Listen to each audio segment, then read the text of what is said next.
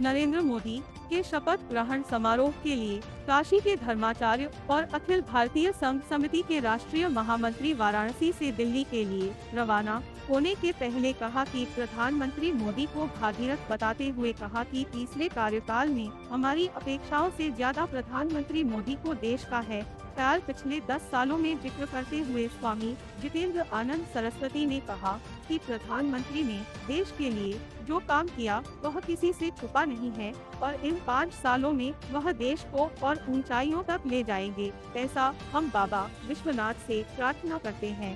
स्वामी जितेंद्रानंद सरस्वती ने कहा कि संत समाज उनके साथ चट्टान की तरह खड़ा है। कोरोना के बाद लोकतांत्रिक जिन भी देशों में निर्वाचन हुए, रसिया को छोड़ करके कोई भी प्रधानमंत्री या सत्ताधीश सत्ता में वापस नहीं लौटा।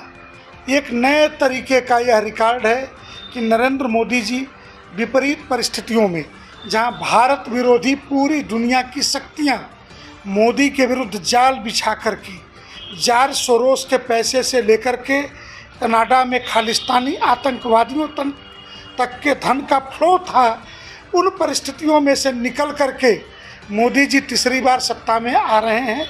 कल प्रधानमंत्री पद की शपथ लेंगे तो भागीरथी नंदन श्रद्धेय नरेंद्र मोदी काशी के जनप्रतिनिधि तीसरी बार प्रधानमंत्री पद पर बैठेंगे और काशी नहीं वरन पूरे भारत के श्रेष्ठ संतों का आशीर्वाद उन्हें प्राप्त है। और इस बात का हमें गौरव है कि हम नरेंद्र मोदी जी के सीधे मतदाता हैं, संत समिति के महामंत्री होने के बाद भी।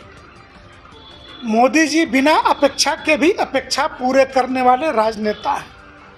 धारा 370 श्री राम जन्मभूमि के मसले का हल, और राम जन्मभूमि का मसला सामान्य नहीं था। 1000 वर्षों के संघर्ष में यरूशलेम किसका है, ये ईसाई, यहूदी और मुसलमान मिलकर तय नहीं कर पाए आज तक।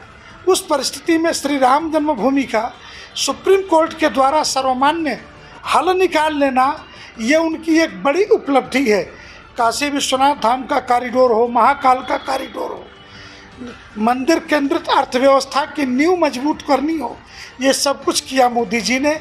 और भारत के पासपोर्ट की पूरी दुनिया में इज्जत बढ़ी है मोदी जी के कारण। तो मेरा मानना है कि नरेंद्र मोदी जी अब विश्व के सबसे शक्तिशाली दूसरे नंबर के वरिष्ठतम राजनेता हो चुके हैं।